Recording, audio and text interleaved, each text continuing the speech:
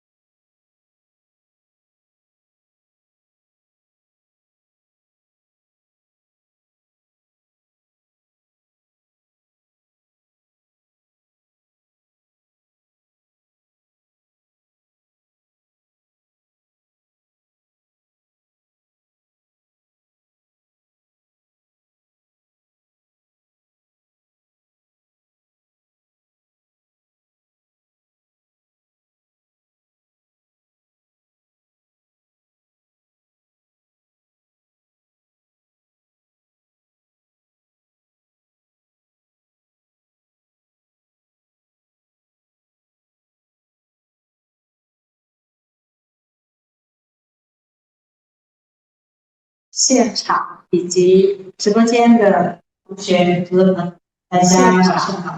欢迎来到直播间的讲学朋友们。那么也是正在欢迎来到直播间的讲学朋友们。那么也是正在今天是我们法内第一课，很荣幸我们邀请到了今天是我们法内第一课讲，很荣幸在直播间之前，我为各位受讲，很荣幸在简短的介绍一下李生老师。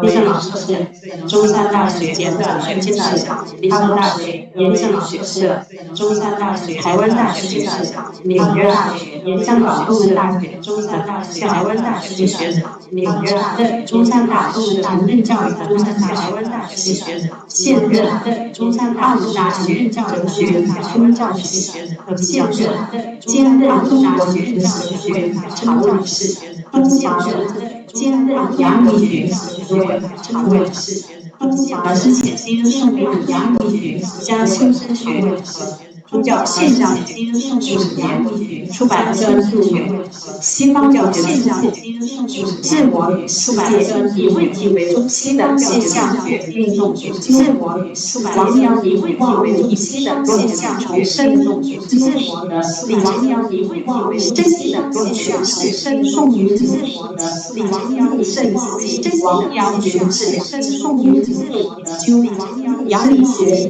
王阳现实等等。老师的星座从宗教现象学到等等，老师的星座正在从宗教现象学到编译的星座正在是吧？我的介绍大的大家编译之后，正在是的，是吧？我的介绍掌声有请这么多正在是的，是吧？我的介绍掌声有请这么多正在是的，是吧？我的介绍掌声有请这么多正在是的，是吧？我的介绍感谢陈芳老师啊，各位嘉宾啊，晚上好。感谢非常高兴各位有个机会跟各位接近。报告一下我最新研究的一些心得啊。报告一下我最新题目是活在当下，儒家心性论中的时间意识。活在当下。那这个问题心性论中的这么来的啊，这么跟我们这门课啊，大问题这么来的这个经典有什么关系？那我先谈一下我的这个思考的背景有什么关系？实际上这个，那我先今天报告呢是我的一个新的书的名字，今天报告呢是我的一个新的生活在天地之间啊，儒家在世的基调论啊，是我的诠释的一个架构的一个说明。但是这个说明呢，实际上确实又跟我们诠释的一个经节要说明一个大学这个经节的一些主题是相关联的。那这么相关联，那我想第一部分经节就想一下我的问题的由来。那这么相关联，问题的提出就是想一下我的跟西方哲学相比，中国哲学似乎并不太热衷于讨论生命的意义问题。比如说，作为大家读生命的意义大学中庸，读论语孟子，里面有明确的讲生活的意义、生命的意义在哪里？有没有这样？里面有明确的讲，我觉得是找不到的意义、生命的意义在哪里？也不会像我们在西方哲学经中遇到的，对哲学认为哲学就是追求生命意义的一个学问，特别是像比如说苏格拉底讲意义的一个学习哲学，就是练习思考。这样的议题在中国传统思想中就是很少找到对应的命题。因为在苏格拉底看来，我们人对应的命题生的很多问题，因为在我们对真理的认识，我们都有很多阻碍，这些阻碍，那人生的一些痛苦的东西，都跟我们有身体联系在一起。所以，如果我们要变成一个理性的思考者，要变成一个永恒的理念的追求者，那我们就应该摆脱我们的身体，永恒的理念的追求者，获得一个纯粹的灵魂的存在。那这当然这灵魂是不朽的，所以哲学就变成练习死亡的灵魂是不朽的。这古希腊哲学《费多篇》里面就讨论这个话题。这其实在孔子、在孟子，我们先秦的儒家、道家里面看不到这样的思想。那不仅如此，儒家、道家里面，那我们当今著名的存在主义现象学的大家海德格尔，他在存在与世界里面就提出一个非常深刻的，我把它看作是西方哲学的生死之问啊，他认为人的存在最本真的向度就是向死而在。什么叫向死而在呢？因为死亡呢，它不是我们人生的一个终点。通常认为死亡是一个发生在我们人生最后一个时段的一个生命事件。还是说，这不是一个本真的死亡。真正死亡是什么呢？真正死亡是一种可能性。我们随死亡是什么呢？都会遇到的那种可能性。所以我们楚门华有句话说：“人一生下来就老着自己去死。”所以谁也不可预测什么时候死亡降临在我们每个人身上。所以人从一出生就不得承担下来的最大的、最极端的可能性就是死亡。海德格尔讲的。所以这种可能性使得人生的所有的其他可能性性变成不可能，所以他又是说是一切可能性不再可能的变成一种可能性，所以他又是说那这样一种情况，海德格尔认为是嵌入了我们在座的每一个人的人生之中，我们不能说不再可能的一个情况，我们可能在座的每一个人，好，我们今天人生之中上课，我们就能在座的每一个人，好，我们今天人生之中每一个人，好，我们今天在座的每一个人，我们就可以在这边带一起做的死亡，是可以，我们认为我们就当然是带一的死亡，我们认为真正的死亡是在最本体的所关联的，真正的死亡是在无法超越的这种所关联的，那这是人生的一个最本质的界定，那像是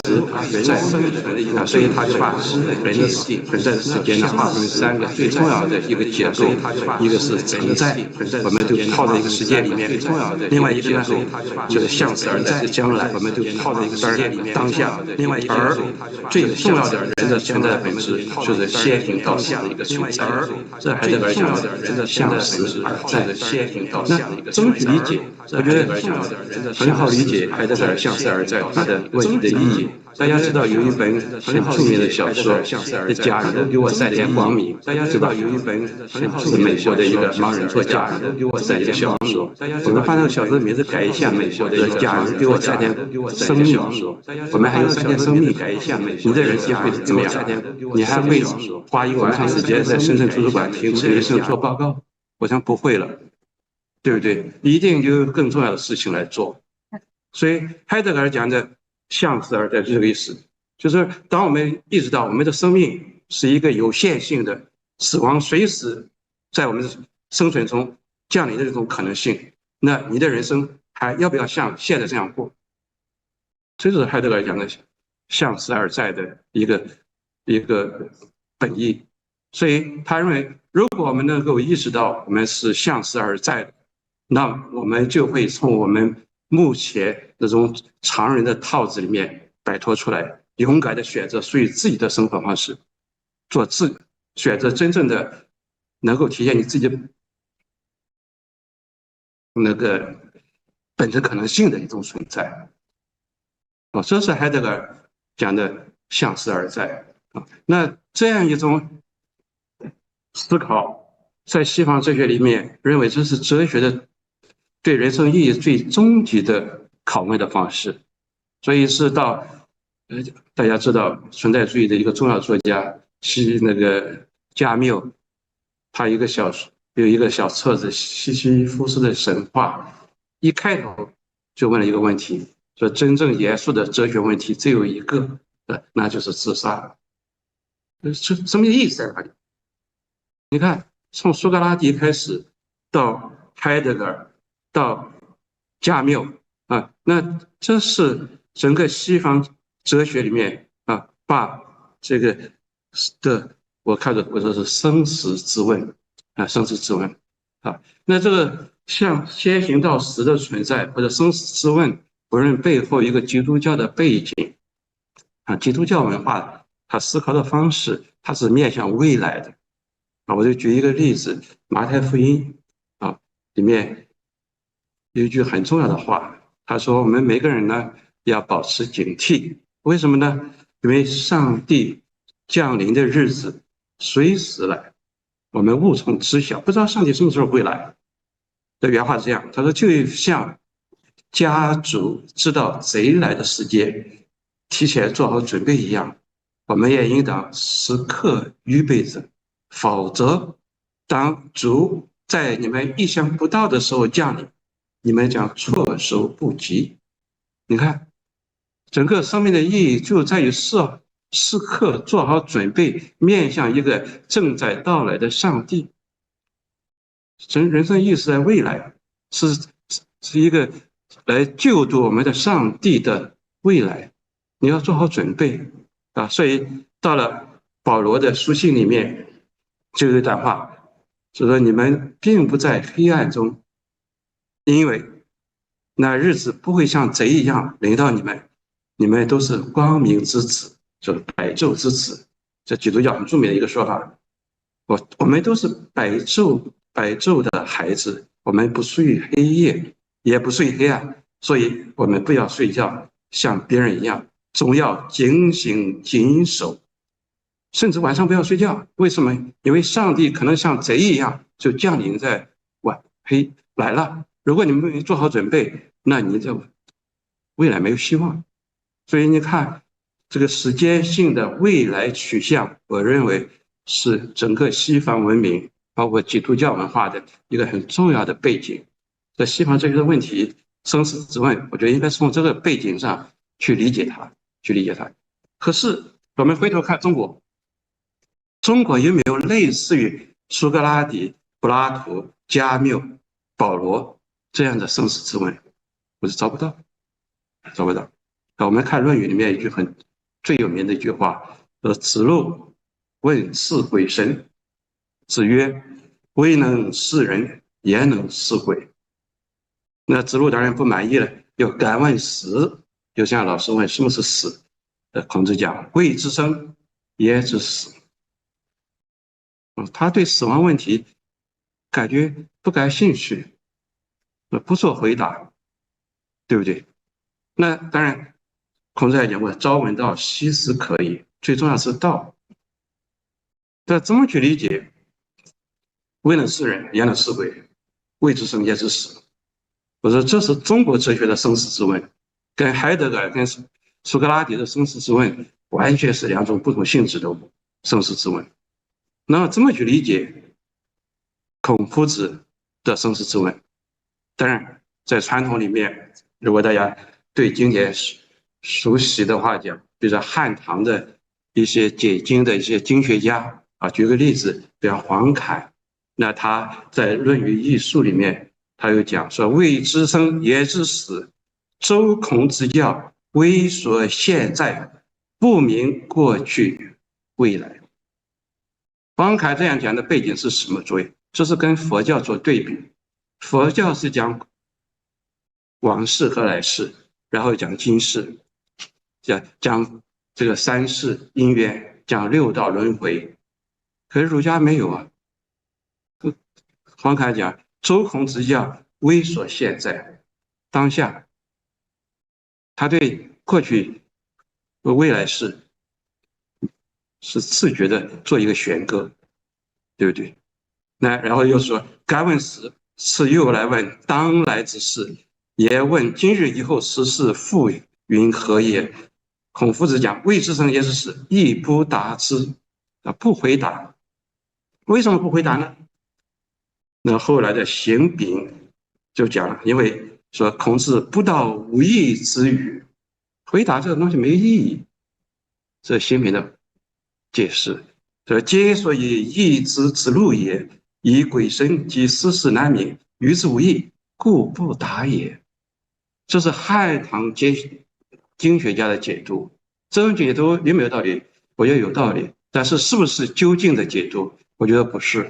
我觉得究竟解读是后来程朱理学对孔夫子一种未知生焉知死的解读，我觉得是比较有深刻的哲学的义理在里面。程颐就会讲说：人多也，孔子不告之路。就刚才讲，这是黄侃跟邢炳的说法。可是程颐讲：此乃深告之也。说孔夫子恰恰这是对死亡的最好的回答，并不是说孔夫子没有回答死亡的问题，这是对死亡最好的回答，这深告之意。朱子又讲说：问是鬼神，盖求所以封祭祀之意，而实则人之所必有，不可不知，皆切问也。意思说子路的问题非常好，很亲切，但是呢，他说：然非诚敬足以事人，则必不能事神；非原始而知所以生，则必不能翻终而知所以死。然后盖有名是中，出无二理。所以生死是一个理。当孔夫子讲未知生焉知死，所以你明白了生的道理，就明白了死的道理。所以不知是乃所以深告之也。这是程朱理学的回答。所以这是当然我们要问了，什么叫生和死是一个道理？这跟西方的哲学中的生死之问，我觉得是完全两个不同路数的回答。那我今天晚上当然就围绕这个问题要做一个给各位做一个辨析性的工作啊，就未知生焉知死。但是通常认为，好，死亡是一个后果，那生活是最重要的，要先知生，然后再去知死，这是一种理解，对不对啊？所以不要盯着这个未来的一个结果如何，过程是生命的过程是最重要的。比如说下个月就马上美国的世界杯，对不对？假设那个最终的决赛是假设是西班牙跟法国吧，我认为有可能是我最喜欢的两个球队啊，在决赛。那决赛假设他们两个队攻防平衡，踢得非常好，90分钟0-0，结果是0-0，你会觉得没有意义吗？就白踢了一场。然后好，我们再加时赛，加时30分钟又是0-0，然后说加时也没有意义，最后结果通过点球，好，只有西班牙是以微弱的1球的优势获得了冠军。然后你会讲法国是一个失败者，我说不是这样，我们最重要的是过程。所以你也可以讲，生命最重要的是它的过程，而不是在最后说好我们都会死啊，都会死，生命没有意义了，所以努力没有意义。我说不是这样，所以一定要把生活的过程和生活的结果，不要把它从一个功利的角度去思考生活的过程。所以在这一上，你讲未知生焉知死，可能死并不是对生的一个否定性的回答，生是最重要的，而且所有的死的道理都在生里面体现出来。当然，你也可以马上要高考，我们也可以设想人生就是一个赶考，对不对？然后你会讲，好，高考考上一个好的大学，就是对人生很重要，所以我们必须要让我们的孩子进深圳最好的中学。而为了让孩子进深圳最好的中学，我们首先要让孩子进深圳最好的小学，而让他进最好的小学，一定要到他最好的幼儿园。所以当然要进最好的幼儿园，我们应给他最好的学前教育。那我们会说，好，我们从小开始，所有的人生意义都在于为了上好一个好的大学，所以让孩子就首先接受一个好的学前教育，要找一个好的幼儿园，这就是人生的意义吗？还是说当孩子在幼儿园里面，那就是他的生命的一个成长的一个过程，在小学里面是他成长一个过程，而不是说一个最终的一个死亡，或者最终的一个考试是一个最终的结果。我想中国哲学通常认为是前者，啊，我们强调一个过程，强调人生是一个有内在的价值，死是生活的一部分，它不是对生活的一个否定性的答案啊。所以古人有一句话，我觉得讲得很好，就忠和死的一个区别啊。大家看先秦文献里面啊，子张有一句话说：“君子越忠，小人越死。”啊，子贡也有类似的话说：“大哉死乎！君子息焉，小人休焉。”那当然，这个文本怎么解读？这个忠和死到底有什么区别？或者习和休有什么区别？大家去看注释，可能五花八门。但我的理解是这样，就是说，我们人生它是一个从生到死的过程，毫无疑问啊，我们有很多种选择。但是呢，假设我们的人生就像一个电脑一样，它可以重新格式化，可以重新启动。我们每个人在座的人生会不会有不同？我的问题是这样啊，比如说，我们可以重新启动我们的人生模式。你还要不要跟现在的你的太太结婚？要不要跟你现在的先生结婚？你是不是还要你目前的孩子？就这个问题。如果是君子，他认为再重新启动人生，我还是要过这样的生活，因为我在这个生活中，我把我应该尽的责任，我的人生的各种可能性，我都做了最好的努力。如果是你有哪个环节做的可能总是不完满，你最多是遗憾，你不会后悔。所以华严讲君子悦忠是说你一生都在尽你的本分，把你身上各种各样的你的应该尽的义务责任，你的能力都充分实现了，所以不留遗憾，那叫忠。所以这个时候你未知生也知死，你生活的各种可能性你都把它实现出来了，那死亡最终水到渠成，你坦然接受好，这叫君子悦忠，小人他没有自觉的去实现他的人生，他这是一个生命的终结，这是我的一个理解。那好，那无论如何，中西哲学的深思之问，我就带来一个问题，带来什么问题呢？我说孔子未知生焉知死为代表的中国儒家的态度，跟苏格拉底、海德格尔向思而在构成了一个鲜明的反题，非常大的反差。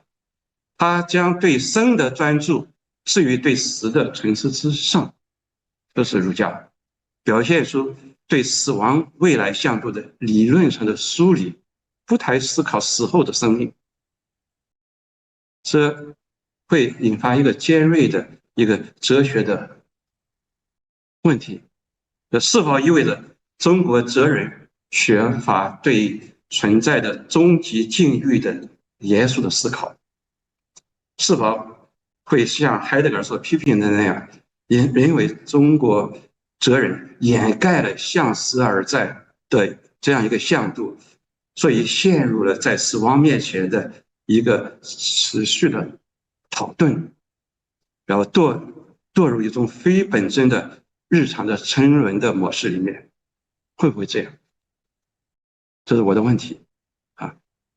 或者说，在一个什么样的生命意识中，遮蔽了孔夫子或者中国哲人向死而在的一种时间性的体验？为什么孔夫子不会提出苏格拉底、海德格尔的问题？什么东西让孔夫子不向这个方向去思考，而让传统的中国哲人始终安于生存的当下，乃至于认为唯有安于当下才是人的本真的存在？这是我讨论的话题。好，那这个话题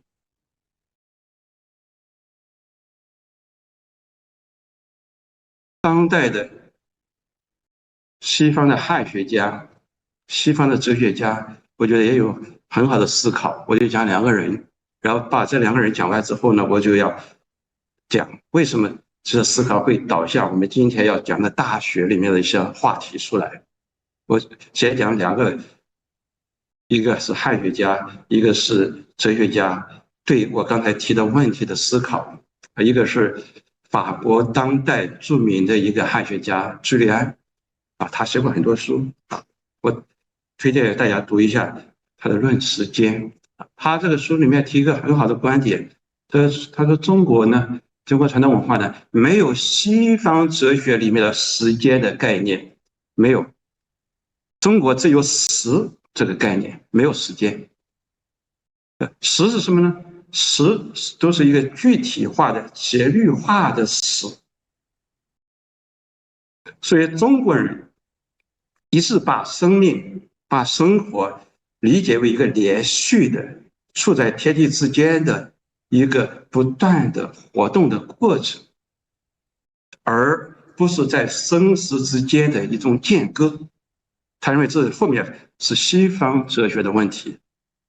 他说，中国文化中虚以待时的开放心态，在根本上抑制了海德格尔那种畏和不安向终结先行筹划的时间性。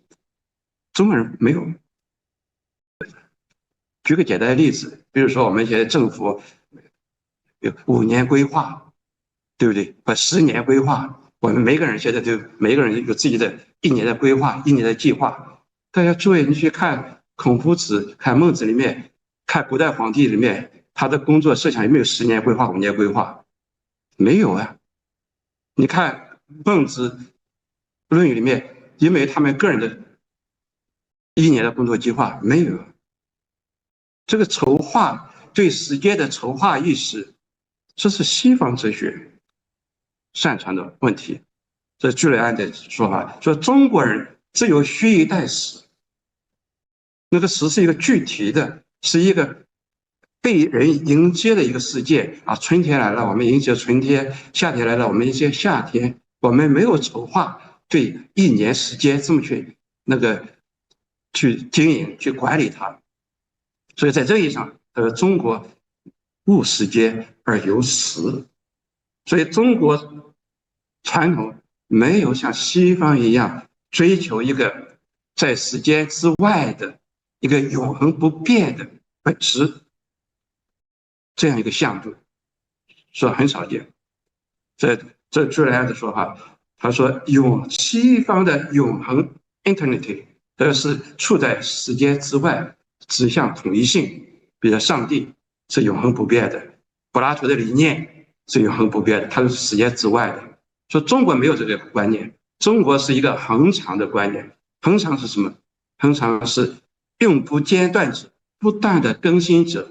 无论是孔子的道还是老子的道，它都是生生不已的变化不断的一个过程。这个恒道，在这个意义上，中国的时间的理解确实跟西方的时间理解是不一样的啊。我用了我的那个同事王俊杰老师的一个词，他认为海德格尔对时间性里面的一个含义就是时间形态。他说每一个文化里面有不同的时间形态，海德格尔揭示了西方文化里的时间形态。我想可能儒家代表的是一个儒家式的时间形态，这是朱利安的一个对这个问题的思考。那我再提另外一个人，就 Hans Jonas。这个人呢是海德格尔的学生，刚才我讲海德格尔的学生 Hans Jonas。那 Hans Jonas 呢，他做了很多哲学的工作，他也是一个宗教学家。他研究什么呢？他研究就右手边诺斯提主义。我不知道在座的知不知道这个词？这个词蛮怪的，但是中文里面又翻译成灵知主义啊，灵知主义。那诺斯底主义是我讲完以后大家知道，实际上诺斯底主义是在古代西方宗教里面蛮普遍的一个现象。讲完诺斯底主义的一些特点，那汉斯·约纳斯讲呢，说诺斯底主义有5个要素。第一，在神学上，神跟这个世界是极端的2元论，这个世界没有价值，没有意义，神是一个永恒不变的，所以这个世界是流变的，所以神跟这个世界是完全2元对立的，这第一点。第二呢，我们这个宇宙呢，实际上不是那个最高的神创造的，最高的神是好的神，他不会创造这么一个没有意义的世界。这个世界呢，这个宇宙呢，是由一个邪的灵德莫格创造的，是一个坏的神创造的。而我们人呢，一方面我们是从这个坏的神创造的宇宙里面得到了肉身，得到了我们的魂，这都是从这个自然界里面来的，这是一个坏的世界。在另外一方面呢，我们的灵是由那个最高的神给我们的，可是那个灵因为在这个宇宙中，所以就被囚禁在这个宇宙中了，当然囚禁在我们的身体之中了，这个身体就变成了灵的一个囚禁的场所。这是第3点，所谓人类学的一面。那第4点呢，真正的灵知就是要把我们从囚禁我们的灵的这个身体、这个自然、这个宇宙中把它解放出来，回到那个永恒不变的光明的故乡去。这是诺斯底教、诺斯底主义。所以拥有那个灵知的人，他就超越了犯俗的肉身的限制，超越了这个黑暗的世界的限制，他就回到那个永恒不变的那个神的世界，他就获得了他的拯救。啊，诸位，你看这个诺斯底教的这5个教义背后的精神是什么？这个精神就是我们生存的世界本身没有意义，它是一个牢笼。我们每个人在这个世界里面受到制约，受到扭曲，我们的灵被遮蔽、被压抑，不得自由。所以我们在这个世界里面找不到家的感觉，我们是异乡人。只有彼岸的永恒不变的世界是我们真正的那个家乡。所以我们唯一的生存的目标就是离开这个世界，超越这个世界，到那个神的我们的故乡那里去，因为这个世界没有意义。这是诺斯底教的最核心的一个教义。那这个教义在海斯亚纳斯讲了，他说如果你记住这一点，他发现他的老师海德格尔哲学里面就有这个东西。海德格尔所讲的向实而在，我刚才讲的那个时间性里面就有诺斯底教的东西。这不是我讲的，这是他的学生这个海斯亚纳斯讲的。他说在海德格尔的时间性里面，在被抛的先行筹划和决断，海德格尔认为这是人的本身的存在样式里面，他说现在是没有意义的，现在是一个空乏的，现在的消逝性构成了一个疑难。我把他原话讲出来，说他作为真实内容的承载者，被化约为一个纯形式决断的不可栖息的零点。诸位可能有点抽象啊，把它翻译成我们的日常语言很好理解。是什么呢？我们当下的生命是没有意义的，真正意义在未来，在未来的筹划里面，你的当下意义根据你未来的筹划联系在一起。你未来好，我们现在学习很痛苦，好，对自己的孩子好好学习，最后你可以上北京大学。好，当下忍受这种各种各样的苦难，最终的目的在未来，当下没有意义，当下你要忍受它，意义是未来给的，意义是未来给的。所以这样，如果我们的笔记本快没电了哈，那个谁，陈华老师要充电了啊！如果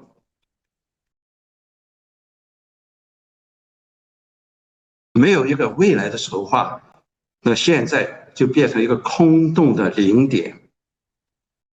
所以海斯亚纳斯讲，你看在海德格尔的时间形态里面，在海德格尔所描述的向实而在的时间性里面，他说现在当下变成一个零点，它没有自足的一个价值，没有一个自足的价值。那这么去克服这一点，那海斯亚纳斯就提出了一个他自己的一个思考。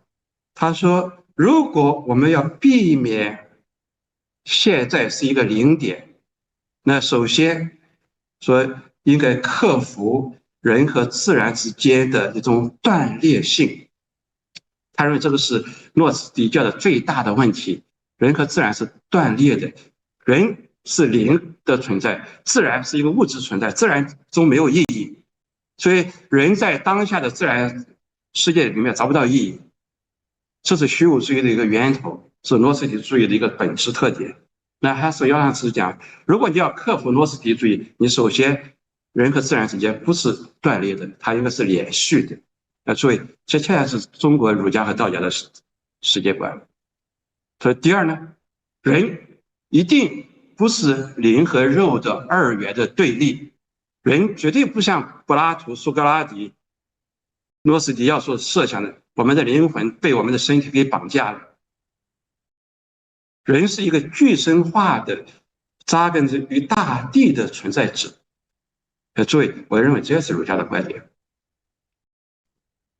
当然，人不仅是跟大地有内在的联系，它可以同时它有仰望星空，它有向天仰望的向度，所以它也有它的超越的一面。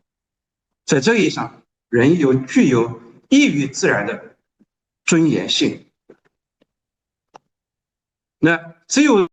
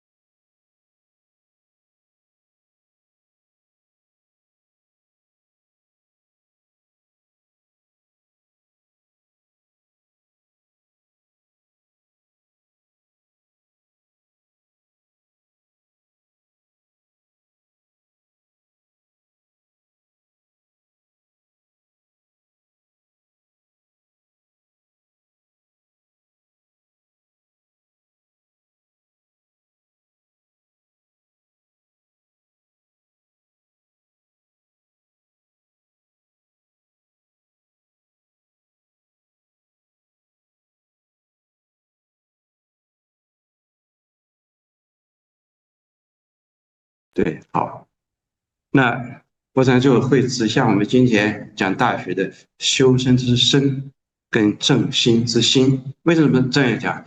因为儒家所理解的身，一定区别于西方哲学的身体的身的理解，跟苏格拉底、柏拉图，包括我刚才提到诺斯底教的身体的身的理解是不一样的。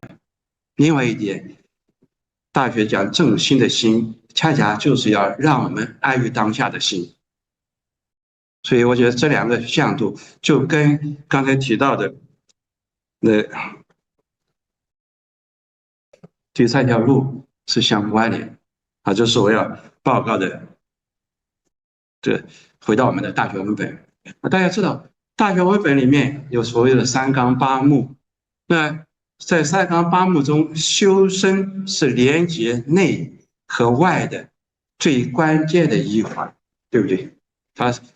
我们把儒家的学问看作是内圣外望，那身恰恰是连接内和外的最重要的一环。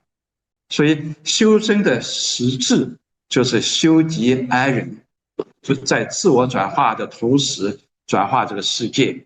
这一般讲修身是这样一个最重要的含义在这里，对不对？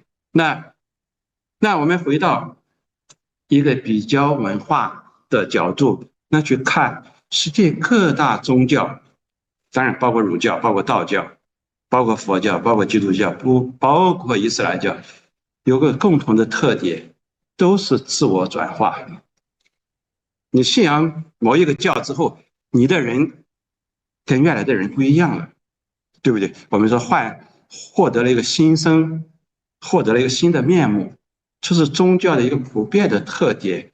所以宗教的一个实现自我转化之道是所有宗教现象的一个共法，就是 John Hick 在那个宗教解释里面一个很核心的观点，所以宗教是什么呢？就是一个实现根本转变的一种手段。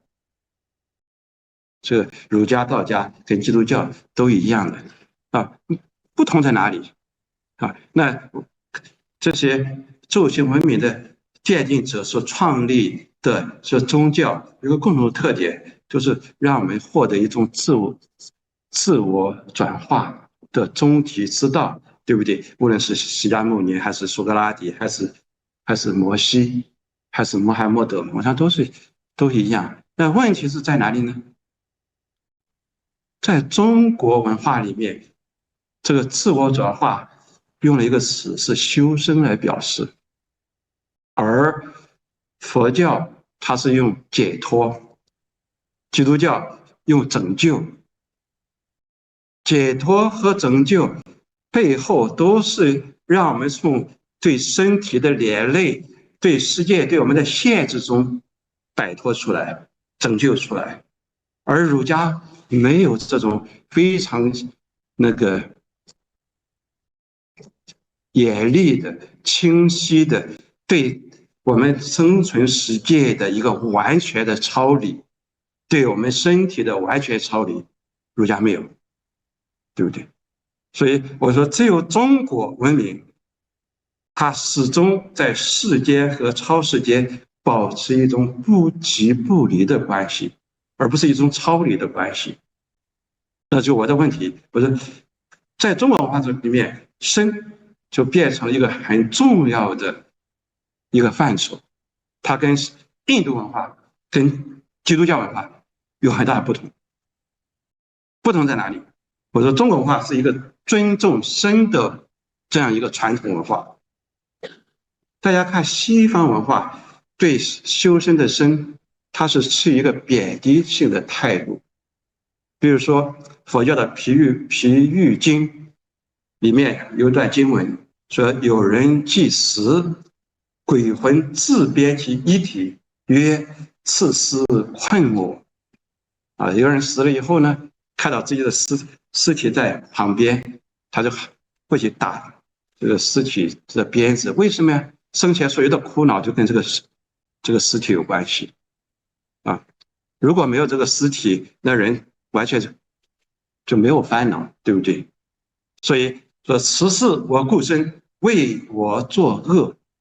所有的恶都是因为人有一个身体，所有的烦恼，所有的痛苦，所有的无明，都跟身体有关系。所以学习哲学，学习佛教，就是从身体中摆脱出来。是苏格拉底讲的，就是练习死亡。所以无等会员道前禅师他走路的时候就念念叨叨说：拓个石狮路上行。就是人确实会在生命的某一个阶段体验到那个灵魂和肉体的对立的一面。幼儿园的小孩体验不到，你看他走路像飞的一样，又跳又蹦的感觉。可是到了我这个年龄，比如说去爬下山，你爬几步就气喘吁吁，你就感觉到身体跟你的灵魂有点脱节了，对不对？所以很容易对身体形成一些负面的看法，对不对？印度文化这方面特强。右手边基督教文化也一样，基督教和古希腊哲学对身体的态度也一样。比如说《沉思录》诸位不知道大家读过没有？这是古罗马最伟大的皇帝奥勒留的代表作我们的前国家领导人温总理说，《沉思录》读过不止100遍就给他带来很多智慧。那《沉思录》里面有一句话，奥勒留讲说，人是一点灵魂在乎着一具尸体。诸位，你看跟悟道会员道歉的说法完全一样的。你看希腊文明跟印度文明很多相似的地方。那后来天主教耶稣会传到中国，利玛窦就写了最重要的一部著作《天主十义》。那《天主十义》里面利玛窦讲说，我们每个人呢都是暂时寄居在现世之中。诸位，你看我们在这个世界中是暂时寄居，你是一个过客，你就像我今天晚上要在深圳住一晚一样，第二天我还要回家。深圳只是我暂时寄居的一晚上的一个地方。所以人的身体呢，不过是心灵的囚狱。原话把人的身体比作是灵魂的囚狱。所以你看这说话背后是不是有诺斯底教的异乡人的意味？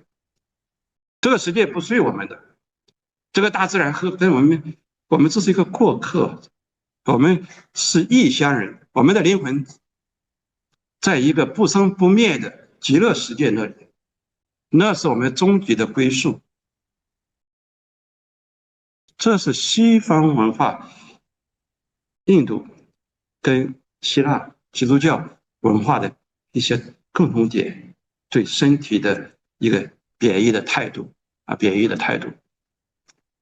所以学习哲学就是要搞清楚什么是你的心灵主宰的范围，你的人生的追求始终扣紧到你的心灵追求的范围上面，不能超出去，一超出去你就有痛苦。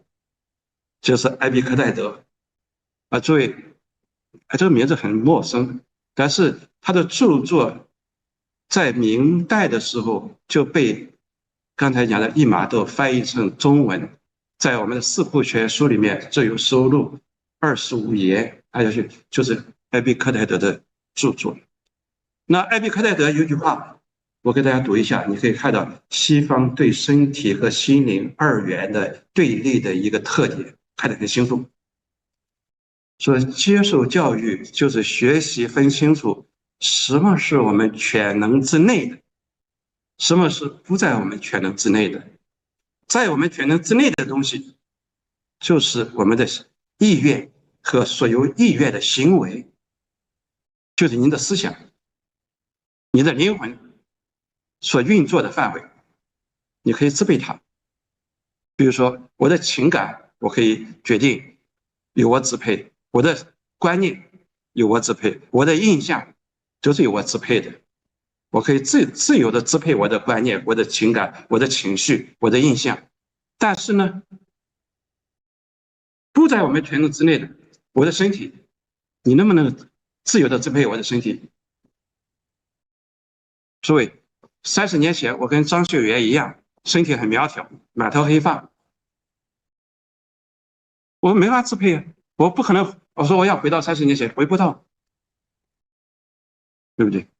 那40年前我还不认识我的太太，那时候我是快乐的单身汉，对不对？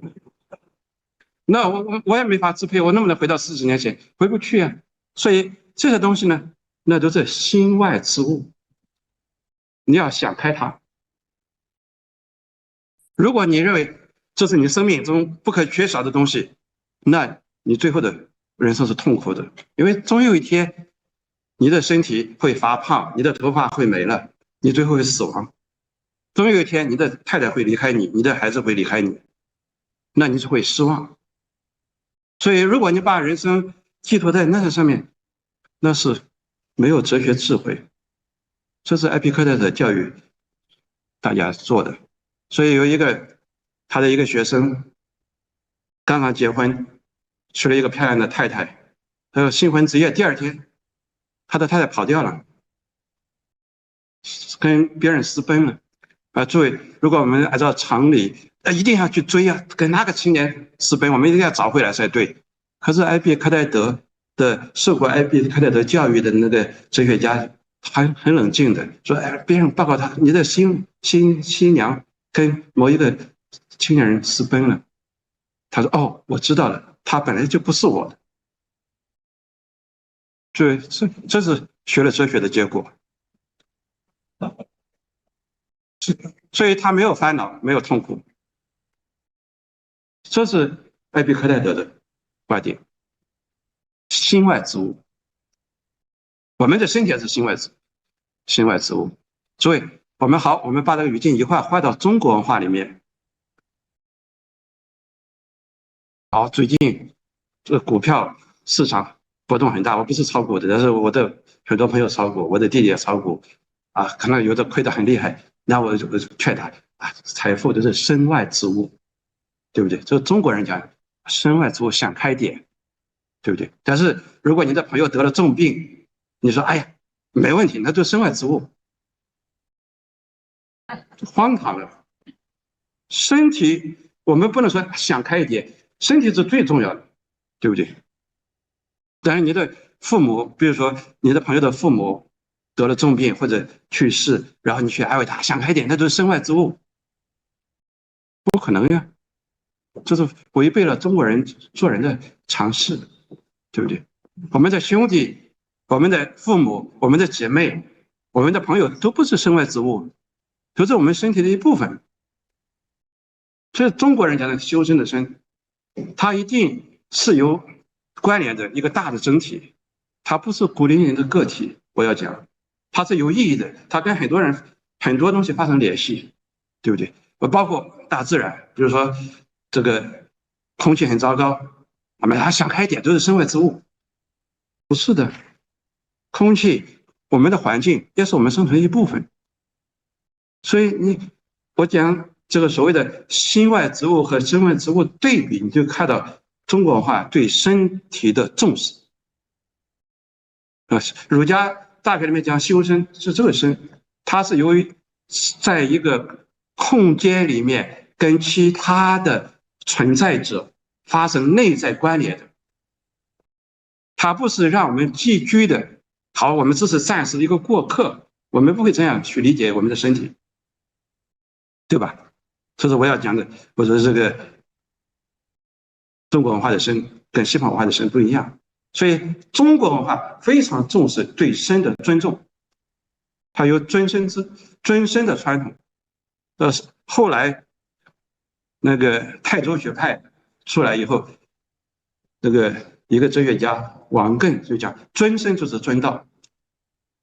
这个道不在哪？道就在我们每个人的身那里。所以在中国文化里面，身不是我们个人的那个私有的财产，身体发肤受之父母，它是天地赐给我们的神器。其他东西可能是物质财富、社会地位，那都是身外之物，但是身体不是。跟身体相关联的，我们的家人、我们的朋友、大自然都不是，那都是我们应该珍惜的对象。所以我说，儒家的身，它是一个身世，它一定连着一个世界的世，它不是一个孤零零的一个个体，一个那个自然的身体。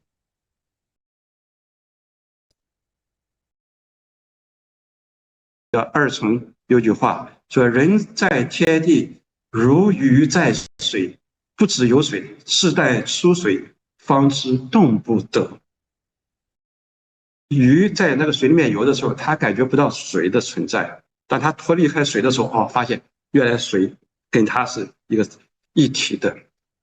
人在这个大自然中存在也一样。这个二程的说法，我们在大自然里面，天地万物都跟我们有内在的联系，那就像鱼跟水一样。当你离开这个世界的时候，你会发现你动弹不得。所以人的身体的身是跟天地万物联系在一起，所以这个身的地位就在儒家文化里面就很重要了。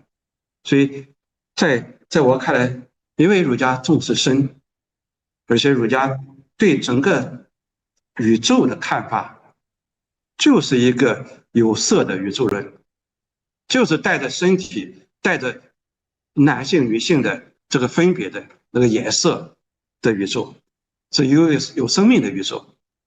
它还带有我讲男女构精的性爱的底色。大家看传统周易对整个大自然、对我们世界的看法，有天地，然后有万物，有万物，然后有男女，有男女，然后有夫妇，有夫妇，然后有父子，有父子，然后有君臣。看，诸位，从天地万物到男女，到家庭，到社会，一环套一环，都是真实不忘的。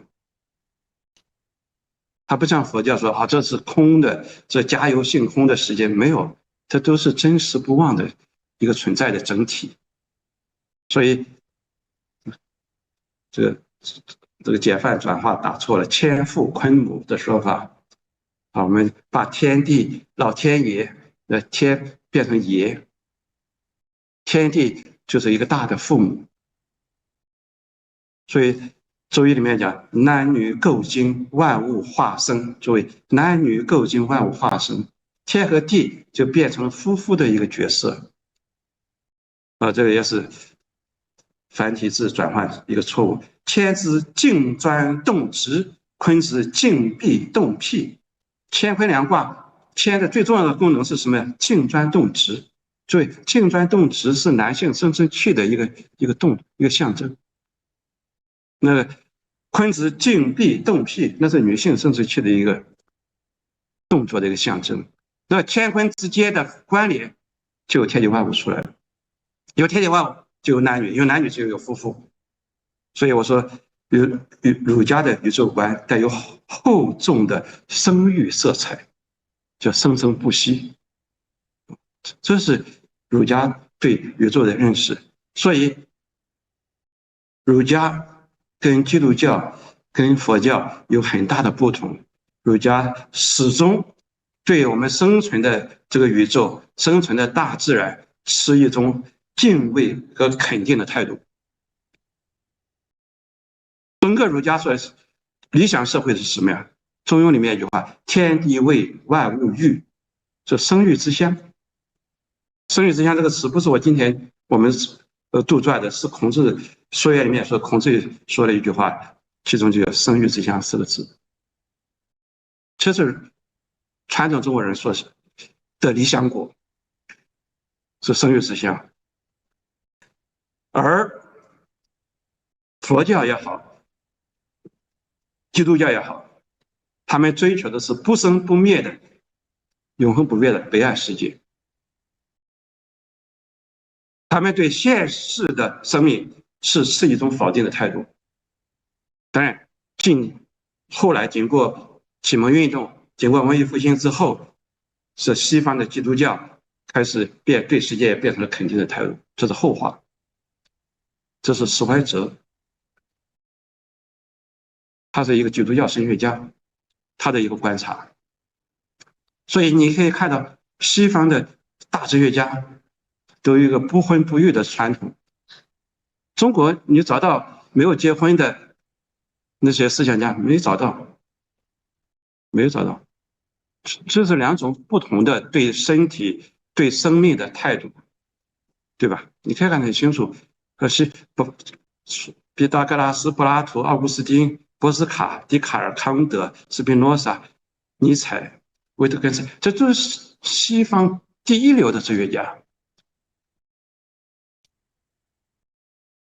对中国的哲学的秩序，是不是有很大的本质性的不同？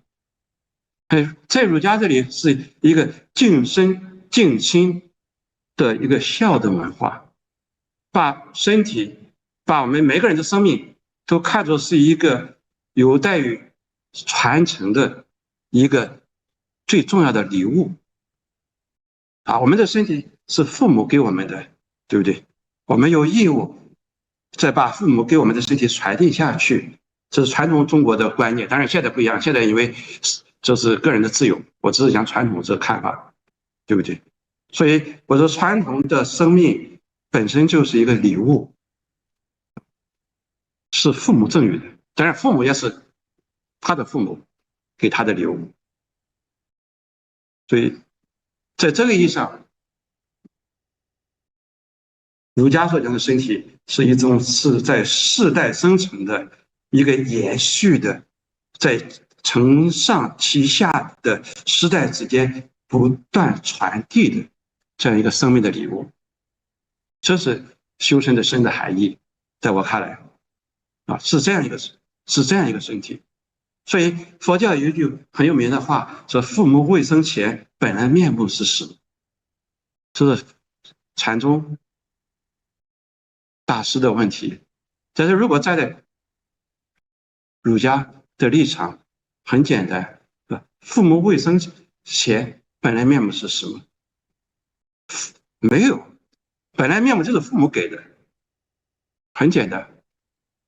所以我说，父母给你的本来面目，类似于上帝创造了世界一样父母是我们的创造者，但父母的创造跟上帝的创造有不同，有2个不同。我在我的 PPT 里面放出来，我看时间关系我就不展开了但是它有相似点总而言之，父母与我，他确实是一个创造者的一个角色。我们可以设想我们的生存的可能性有多大。我说几乎，如果从概率去统计，我们每个人的出生几乎是不可能的。为什么这样讲？因为首先，如果要有我，首先我的父母要有我的父母，而且在这个妈妈人海中，他们2个相遇了，而且谈恋爱，然后他们走在一起才有我。当然，走在一起还有个前提，他们在某一天晚上发生了关系。如果是另外一天晚上，那就没有我了，对不对？在那天晚上发生关系，那在父亲的数千万的精子的竞争中只有一个精子很幸运的跟母亲的卵子结合在一起。如果不是那个精子，是另外一个精子，也不会有我。你想想这种概率有多大？几乎是0了，诸位。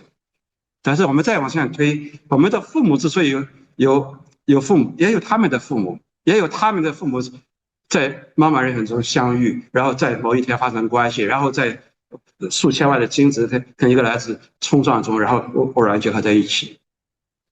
那你追到我们每个人的祖先那里，你再追到地球那里，那地球有40亿年的演化史，只要一个演化的环节有问题，就不会有人的产生，对不对？你也回到最后追到130亿年或者140亿年前宇宙大爆炸那一刻，你从那一刻到你的出生之间有多少种偶然性？天文数字。可是我们出生了，我们把一种近乎不可能的可能性变成了现实。谁？父母。所以我说，在无限存在的链条中，我出生的不可能性近乎无限大，乃至于是绝对不可能发生的事情。然而不可思议的是，我们每个人出生，那谁把这种不可能性变成了一种奇迹般的可能性？当然是父母。父母通过爱把这种近乎不可能的可能性变成现实性。所以儒家非常的重视我们身体的由来，我们是父母给了我们的身，我们应该珍惜它，要呵护它，要养育它，当然应该去报本反始，去报答那个给了我们身体的那个父母。所以中国有句俗话说：“滴水之恩，当涌泉相报。”父母生我们，当然不是滴水之恩，那是涌泉之恩。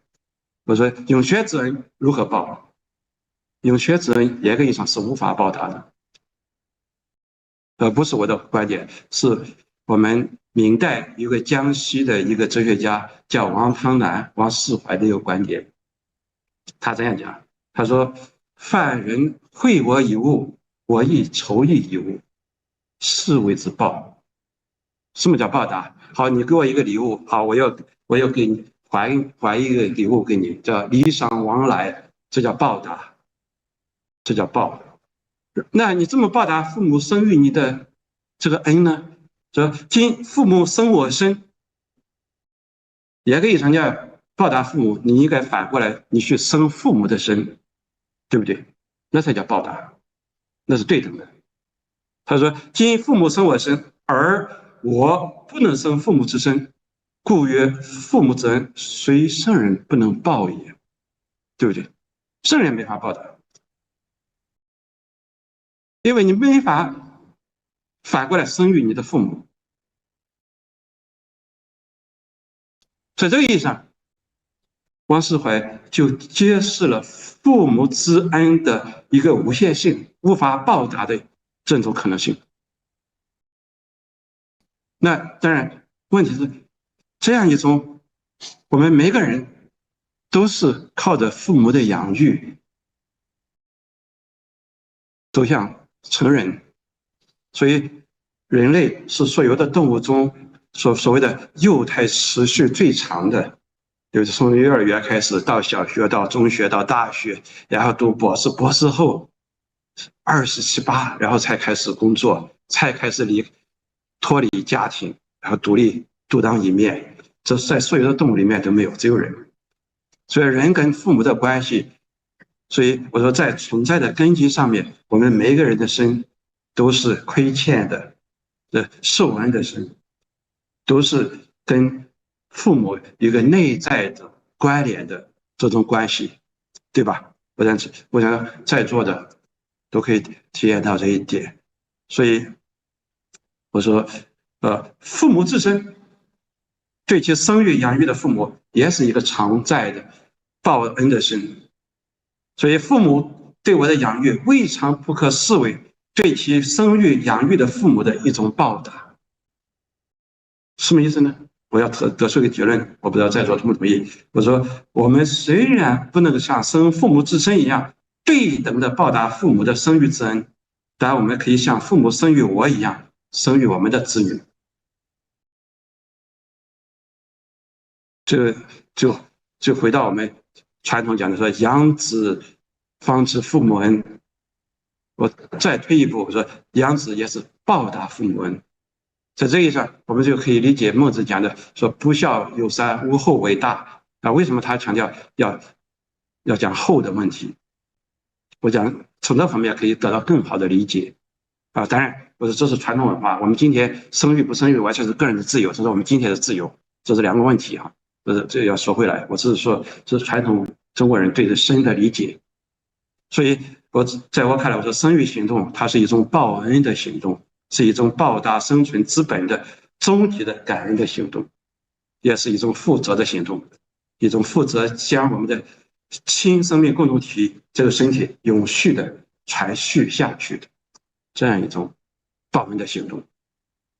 这是那个，如果大家理解儒家这个观点，你去跟西方哲学家做一个对比，就看到西方哲学真的跟儒家讨论身体的问题、讨论生育的问题完全不同的思路。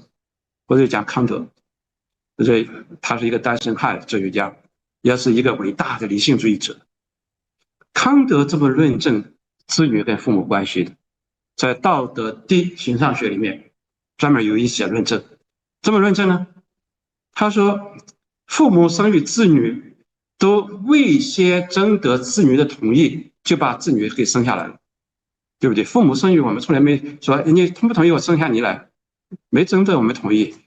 你生活在一个，当然你生活在什么李嘉诚家庭里面，不要征得同意，大家都觉得不得了，父母提供那么好的条件，不需要征得同意。但如果你生活在一个比较糟糕的、比较乞丐的家庭里面，你会不会抱怨你为什么要生下我来？那康德就讲了，每一个父母生育他的子女都没有经得人格的事先同意，就把他带到人世间，所以父母就有责任干什么呢？要养育这个子女，以致让到他获得独立生存的能力为止，这个契约关系才可以结束。这是子女有与生俱来的法权，要求父母认真的对待他，认真的养育他，给他提供教育，直到他独立成人。因为你没有征得我的事先同意，你就把我生出来，所以这是一个依赖性的契约关系。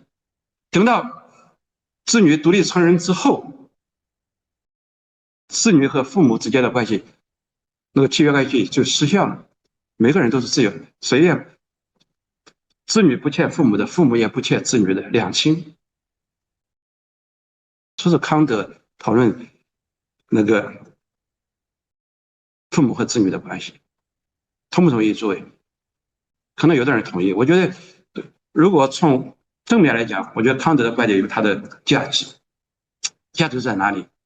我说康德的依赖性的契约，就为子女争得了被养育的权利。子女不是你的个人的财产，你不可能随意去买卖自己的子女，更不能因为生了女孩子不喜欢就把她丢掉或者溺婴，这是中国传统很常见的一些现象，对不对？这个你看海飞子就讲过，父母之于子也，产男则相祸，产女则杀之，等等等等。那弃婴在传统中国很普遍，很常见。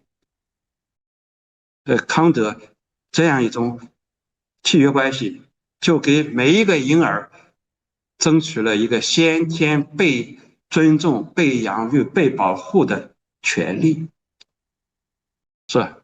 有它的意义，有它的意义啊，这不能全盘否定。好，因为儒家对身体的看法是这样，把它看作是一个世代延续的身体，所以儒家的永恒的观念、永生的观念，跟基督教的永生的观念，我觉得有很大的不同。啊，我们在传统文化里面，我们的生命一直是在一个家族共同体里面得到安顿的。啊，比如说我们在祭祖的传统里，我们知道潮汕祭祖的传统非常盛啊，清明节刚过不多久啊，每个人可能都会或多或少有清明节的哀思。那为什么中国人重视清明节啊？因为清明节最能够让我们激发我们跟祖先、跟子孙之间的一种代际的连续性的情感。啊，就是在《礼记》里面有很详细的描述，到清明在祭祀的时候，你的去世的父母，他的声音，他的呼吸的声音，你都可以反复感受到一样。所以在这一点上，我特别喜欢北宋的一个诗人写的《清明醒》这首诗，跟大家一起欣赏一下。我是到清明节的时候，我就想到这首诗，所以忆昔父母康健时，清明携我上秋垄。啊，像小孩，如果有小孩子到清明节，我们带着孩子到先祖的那个坟墓上去扫墓。如今清明我度来，却将孝儿拜先宗。啊，到今天我的父母已经去世了，我带着我的孩子，但这个小孩就像当时我父母带我一样，那么小的时候，我带我的小孩子去拜他的爷爷奶奶的那个坟墓。然后宁请东风泪满衣，江山随逝昔人非，这是他的感慨了。后面一句儿，有的版本是小儿，儿问我悲何事，此意他年如自知。啊，我们带着自己的孩子，他不知道我们泪流满面或者我们悲伤的表情从哪里来。我们说好，等到你像我这么大的时候，你带你的孩子再到我的墓地的时候，你就知道当时父亲的感情是什么。对，你看，这就把代际之间的生命的传递的悲情描述出来。所以中国人所理解的那个修身的身，它一定不是一个孤零零的一个局限在你的身体里面，局限在你的80年的生命里面，不是的，它是在一个三世中传递的一个生命。我说它是一个三世的时间性，这个往世、今世和来世，不是佛教的三世，它是一个真实的血缘传递的三世的这个时间性啊，父母子孙一代一代的连绵，就像天地万物一代一代传承一样，这是生命的本相，就是这样。所以在这个意义上，中国人讲的不朽永恒，就跟基督教讲的不朽永恒确实有很大的差别。我就举钱穆的例子，我钱穆讲说，中国人的观念里面，世界只有一个，没有一个永恒不变的柏拉图的世界，只有一个，就是我们当下的世界。中国人要求永生，也只想永生在这个世界上；中国人要求不朽，也只想不朽在这个世界上。说家族的传承是中国人的宗教的安慰，讲得非常好。就是中国人的宗教信仰，就是今生今世的生命的不断的传承，这是永恒啊。所以林语堂的《无土与无美》那个散文集里面有一段话描写的很精彩。他说，一个爷爷看到他的孙子背着书包上学，他心中觉得他确实是在那孩子的生命中重度人生。当他抚摸他的孙子的手，捏着他孙子的脸颊的时候，他知道那是他自己生命的一部分。他自己的生命不过是家族之树的一部分，是奔流不息的家族生命巨流的一部分，所以他是欣然瞑目而死。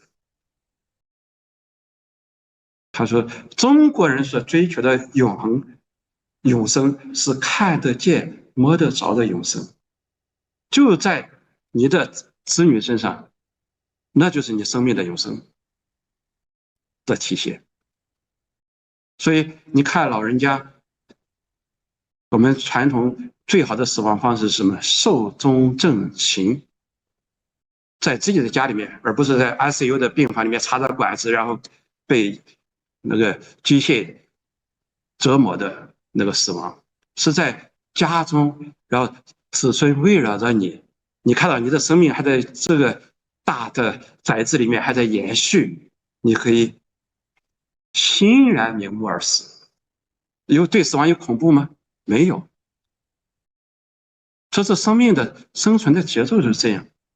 这是中国人讲的永恒的生命。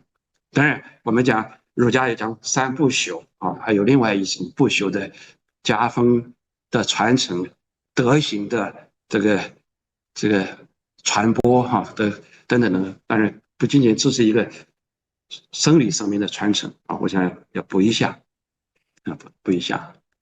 好，所以中国人所理解的生，大学里面讲修身的身，一定是在一个时间和空间无限的这个广度扩展，最终你的身跟你的子孙、跟你的祖先、跟你的家人、跟你的朋友、跟你的邻居都联系在一起啊，所谓的天下一生的观念就出来了啊。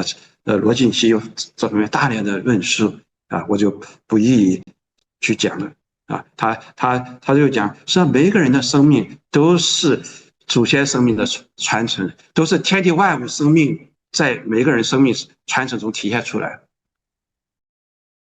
啊。这是天下一生的观念啊。这天下一生的观念中，人的一个特殊的地位就出来了啊。因为人是什么特殊？人就是天地的心。这个在先秦文献里面就有，在《礼记》里面就有人是天地的心这个说法就出来了。什么意思呢？我们可以讲天地万物就是一个大的身体，天地万物就是一气流行的，从混沌之气到至精之心，这个连续的统一体。人呢是这个一气流行的最高的那个部分，它是一气流行的这个连续统一体的一个神经枢纽，那叫至精至灵。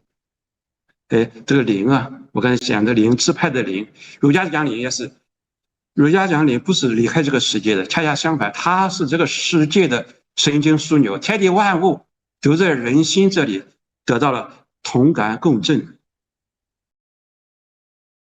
所以儒家所讲的这种身体，儒家所讲的天地之心，我想就打破了刚才提到诺斯底的那种虚无主义的灵肉心物自我和世界的这种绝对断裂，他没有断裂他没有断裂那这是儒家讲的修身是这个身，所以他是跟父母、跟子孙、跟大自然联系在一起的，有无限的空间里面，它是扎根在纯有的整体里面，它跟大自然没有断裂，它跟自然不是一个二元对立的关系，恰恰相反，它是一个千丝万缕的关系。这是修身的身的含义。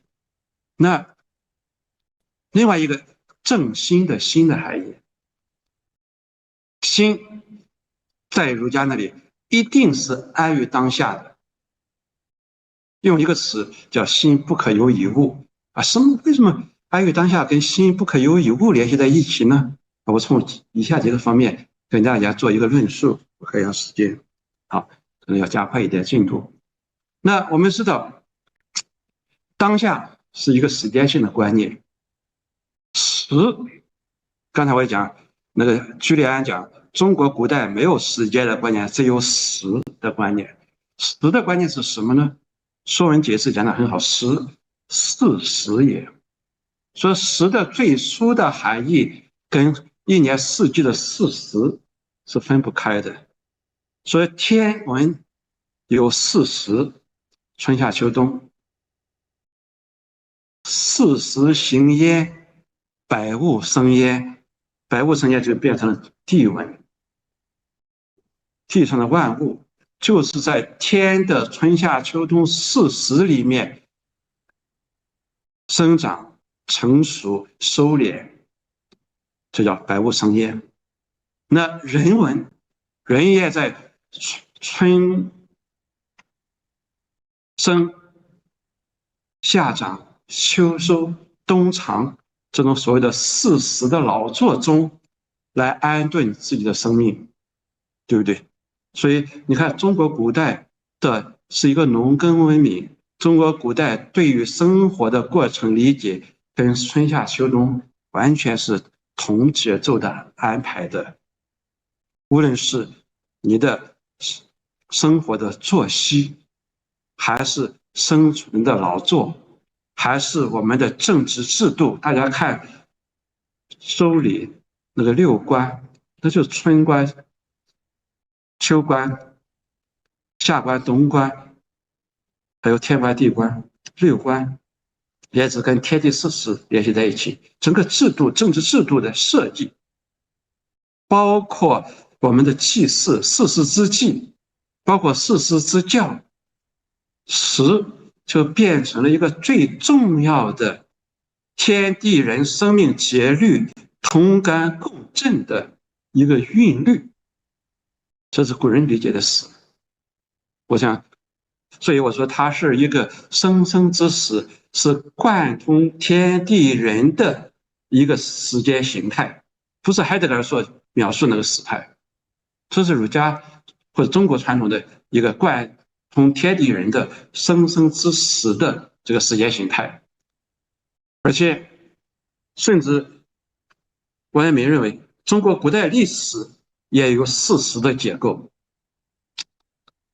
他说人一天这古今世界都经过一番这夜气清明，这个清字打错了，这无事无听无事无作淡然平怀，就是最原初的理想世界西方世界。平淡时深情气朗悠悠穆穆，就是尧舜世界。你看一天也有4个时间段，所以历史也是这样，历史也是有它的发展的韵律的。所以这是中国古人对时的理解，把它看作是整个的一个生存结构的一个最内在的节律，这叫时。所以这个时呢，同时我认为它是一个道时，就是一个动词，它是一种召唤和期待。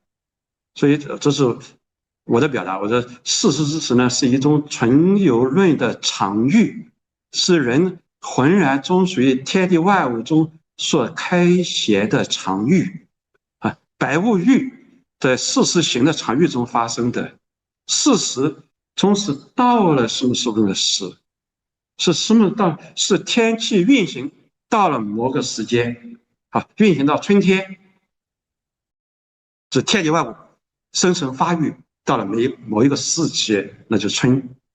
那个春呢，就呼唤我们先民，这到了耕作的时间，那农耕。如果我们有空闲啊，我们就要踏春，这个欣赏春天的景色，对不对？然后到了秋天，那个农马那个要收获，当然我们还可以赏秋。所以你看，中国古人所理解的事实，都是参赞化育的事。人这么在大自然的这种生命的生存的节律中配合它，这是事实的观念。所以中国古人所讲的史都是具体的、意志的不同内容，带着丰富的生命信息的生生之史。它总是在道这个生命的信息，不仅是在人这里，在天地万物这里，都承载着生命的时间的信息。比如说，我读一首诗歌，说“春到人间草木知”，所谓草木知，你看用了“知”这个词，草木可以感受到春天。然后春江水暖鸭先知，动物鸭子感受到春天。小鸟感受到春天，人感受到春天，天地万物的生存活动中都随时的透露着这个时间的信息，生生的信息。所以这个时，我说它是具体的、意志的，承载着生命信息的生生之时。它是比如说我们喜欢喝茶叶的人啊，知道说古语茶，为什么讲古语茶？对，一定要时间要把握准，要把握准。对，我们任何一个跟我们相关联的有生命的东西，包括甚至我们跟我们使用的东西，都带有着事实的一种信息。这在传统的文化里面，我觉得这方面内容非常多，而落实到我们内在的心性。刚才课前我跟一个朋友在交流这个心理学的问题，这儒家讲的心性，它是跟大自然的事实联系在一起的。这刘宗周有个观点说：“人之一生与世事循。”我们看大自然春夏秋冬是一元的生意，从生命的成长、成熟、结果时到它的凋落，从生命的重新的凝聚，你看它有一个春夏秋冬一个节奏，都有生意。那刘宗周讲人也有生意，人的生意表现在哪里？表现在我们每个人的脸上面，表现在我们的喜怒哀乐。他说那就是生意。就像我们看到小草大树，它一年四季的生意不断的变化，人的心情里、人的性情里面的喜怒哀乐、仁义礼智，跟大自然的春夏秋冬同样的生意的展现，同样生意展现。所以儒家所讲的心性实际，它跟春夏秋冬事实有一个同构性的关系。所以你可以看到，这个时就不再只是一个我们手机上面一个物理的时间，不再是一个钟表上面一个物理的时间，它是一个跟生命的成长、跟生命的延续的过程紧密连在一起的。所以说它是一种天道性命贯通的时。时间就是一种功夫，我没有话题展开讲。这功夫这个词大家都知道，说得来全不费功夫，那功夫就是时间的意思。但是功夫跟时间又不太一样。时间，如果你把时间理解成物理时间，这个手机上时间，那功夫是不一样。功夫是用来做什么东西的时间，它有一个具体的目的，它不是一个空洞的让我们感到无聊的要去打发的这个时间，它有内在的内容，那叫功夫。所以你也可以看到，食就变成了生命成长的一个最重要的功夫的一个代名词。那我们不妨把孔子讲的“食无忧，自于学，30而立，40不惑，50知天命，60、70”，这个所谓的生理的年龄，不是一个生理年龄，它是一个功夫的年龄，生命成长的一个年龄，它有实质的、丰富的人生的内容在里面。所以我说，这个食不是一个我们今天意义上的一个生理的一个东西。那如何去把这种跟大自然的生生不息的节奏保持同步？如何让我们的生命始终处在一个有韵律的过程之中？这就是功夫。这就我觉得这是大学里面讲的正心的功夫，就虚灵的当下。大家去读大学正心，你看作者这么解，看刘宗周这么解，就是让我们安于当下。你看朱子讲说心不可有一物，对吧？我说正心功夫就是讲心不可有一物。什么叫心不可有一物呢？因为如果你的心里面装着东西，你就不可能更好的去蓄意待物。所以正心就是让你的心跟未来、跟过去脱钩。所以寄于物者，人被物所寄，不得自由，不得虚灵，是因为我们被物给绑住了。被哪些物绑住呢？说有3个物：第一，视未来而自家先有个期待的心。你老是想到未来，好，明天高考考不好怎么办？想来想去，今天晚上失眠了，肯定考不好，对不对？这个期待的心，事已应去了，却又常留在心中，不能忘过去的心。做了一件事情，过去了，然后念念不忘啊，当时应该如何如何就好了，然后变成一个心理负担。正应务实亦有偏重，然后被死心所干扰，有纠结，这都不是正心的功夫。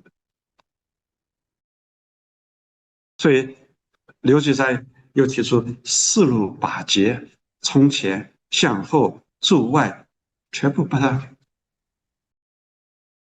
把节。把节的结果就安于当下，物来顺应，这叫安于当下。这叫安于当下的功夫，很类似于浮士德里面的一个情节，我觉得看很相似。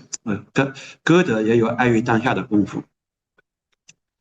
浮士德讲，心灵就不瞻望未来，也不回顾过去，只有现在才是海伦跟马上讲我们的幸福啊，就当下，就安于当下。这是不是那种向思而在的时间性了？是一个安于当下的时间性。所以王阳明论正心功夫的时候就讲说，我们的心呢，应该像一面明镜一样，略物先移，里面东西什么东西没有，一面明镜一样，言斥之来，随物现形，明镜曾物流染。所谓情顺万事而物情也，物所住而生其心。这个《金刚经》的话，佛事曾有是言，未为非也。明镜之因物，业之业，事之事，依照而皆真，至此生其心处。事物一来，你的良知去对应它，回应它，你起良知之心、悲悯之心，你起责任之心，这叫生其心。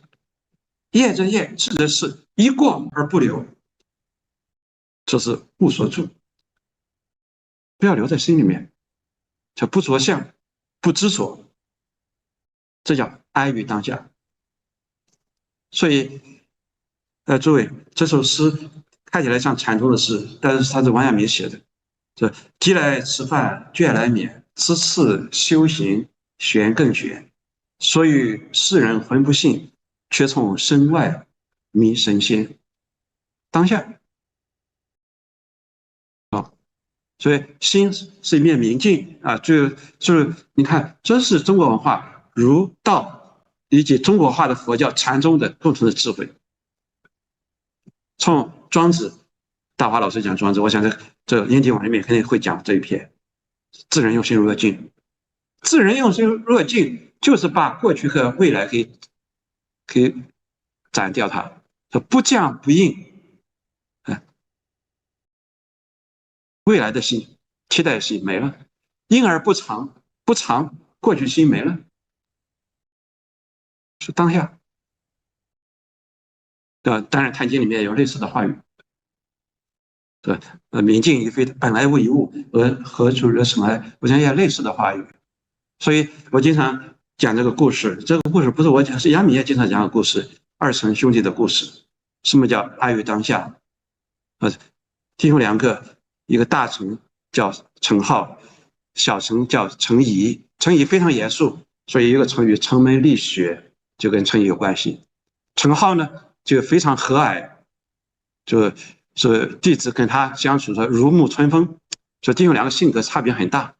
所以有一天呢，这弟兄两个就参加一个士大夫的宴会，宴会上面呢就有个歌妓在场，然后陈颐是非常守礼的人，一看有歌妓在场，就拂衣而起回家了。而他的哥哥呢，尽欢而罢，就是吃饭喝酒回家了。所以第二天，陈颐就到了他哥哥的书房中，然后脸上带着不满的表情。然后他哥哥就说了这句话，说昨日左中有妓，昨天呢晚宴会上面有歌妓，可是呢我心中我只是跟朋友吃饭喝酒，我心中却无妓。今日宅中无妓，今天呢书房里面歌妓早没了，可是呢你老弟心中还装着昨天的歌妓不放。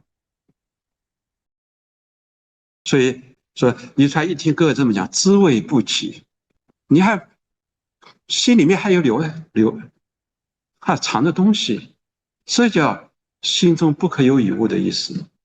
所以这是儒家讲的正心功夫，就是这个意思。心要修炼到像明镜一样，像明镜一样。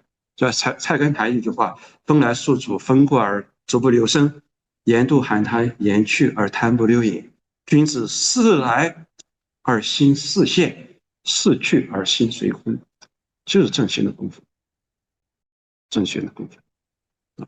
那所以儒家讲的安于当下的功夫，也包括安于我们今生今世人生的幸福、人生的意义，都是在今生今世里面，而不会儒家会讲，好，我们的生命之后去世之后还有另外一个世界，让我们去获得心灵的安顿，还有一个不生不灭的世界，在那个世界里面，我们所有的人再重新相聚，在传统的中国话里面找不到。好，这个我们陈芳你肯定知道，这个重庆的大足石刻啊，那就描述了六道轮回。是佛教会有死后世界的这是想象，六道轮回。儒家也没有，儒家没有啊，儒家一定是今生今世里面，天堂也是在当下的，西天只在眼前。诸位，这是谁的话？这是六祖慧能坛经里面的话。我说这是充分中国化的佛教。那你看王阳明，我读一下王阳明的话，就是把禅宗的智慧进一步中国话。他说：“佛言西天有极乐园，非以地言也。西天有极乐世界，不是一个地理概念，诸位，不是说在地球之外某一个神秘的星空，那是人在天堂，不是这样的。西天只在眼前，人不善理，往往以生西天为福，不知人行好便是极乐，便是生西天。一家之中，父慈子孝，兄友弟恭，福和福顺，拥拥熙熙，多少自在处，这就是极乐园。回到家里，夫妻关系很爱，父母关系非常融洽，兄弟姊妹关系非常好。回到公司里面，同事关系也像如水关系一样，这就是天堂了。还有比这更好的天堂吗？没有啊。右手边是最新的一个图片，拍到月球和地球的一个图片，是美国的宇航员拍的。诸位，那个小月牙一样的，那是地球。我们目前所观察的最远的星球有多少亿光年？几十亿光年有了，对不对？我不知道，我是天文盲。但是目前为止，最像天堂的星球是哪里？就是地球呀。还有比地球更好的天堂？没有。所以中国人所设想的天堂，就在这个世界，或者今生今世。中国人讲报应，讲轮回，不是大足石刻的那6道轮回。中国人讲报应、讲轮回是当下生活、日常生活中的轮回，也是当下。佛教讲轮回，不比求之于妖冥，就不要把它想的太过那个形而上学的东西，不必要想那么思辨。说今人不能常见自己良知，一日之间，次心疏言而夷敌，疏言而禽兽，疏言而去欲入悖逆之途，疏言而流入贪淫之海，不知几番轮回，多少变幻。我们就在日常生活中不断的在轮回。诸位，你良知做主，心坦荡荡，那你就摆脱了6道轮回。一旦有邪念，那你就堕入到在6道里面轮回了，对不对？我经常举的一个例子，前2年，大概6、7年前，在重庆嘉陵江那个交通那个事故，一个大巴的一车乘客，一个乘客跟司机发生争执，在我这个车方向盘失控，然后掉到江里面，然后一车人就死掉了。那这个轮回怎么发生的？就是在于那个乘客和司机争执那一念之中，只要那个司机不受那个乘客的那个干扰，安心开车，或者那个乘客只要安心坐在那里坐车，都完全可以避免那个悲剧，对不对？我们刚刚爆发的那个山西的煤矿事件啊，上近百人这个矿难，也是在一念之中。你稍微安全的观念，有一念提醒自己，你是不会酿成这个人间的惨剧。所以这是阳明的话。所以儒家讲的轮回，也是在当下里面的轮回啊，这是当下里面的轮回啊。所以我们当代的大儒牟宗三讲，他说不要去把基督教的拯救、佛教讲的解脱，把它看得太过玄乎。实际上，中国人讲的心安理得，好好在当下生活中做人，尽人的本分，好好做父母，好好做子女，好好做工作，每件事情待人接物都做到心安理得。他说这就是解脱，这就是拯救，这就是逍遥。如果待人接物做不到心安理得，说谁也救不了你，上帝也救不了你，佛也救不了你，你也不会得到逍遥。有没有道理？有道理，有道理。这是儒家讲的当下，儒家讲当下。所以这样一个当下，不再是海德格尔那种空的当下，一定还有未来给他一个意义。没有未来，这个当下就没有意义了，不是这样。所以我说，儒家的当下是一个可气息的、是丰盈的当下，它是跟天地万物共在、共生、共鸣的当下啊。我们每一个人都跟天地万物，我们的身体，刚才讲的身，我们的心灵，心灵是在身里面，是一个具身化的，而且又在大自然里面的，它不是刚才讲诺斯底讲的二元对立的，不是的，它一定是跟你的家人、跟你的朋友、跟你的社区、跟天地万物发生千丝万缕的联系，那叫窍。人有七窍，那七窍都跟外界沟通的。如果你没有沟通，我们叫一窍不通，那生命就没有意义了，你就变成了一个孤独的存在者。一定是跟天地万物是共在共生的，是感通的一个生命啊。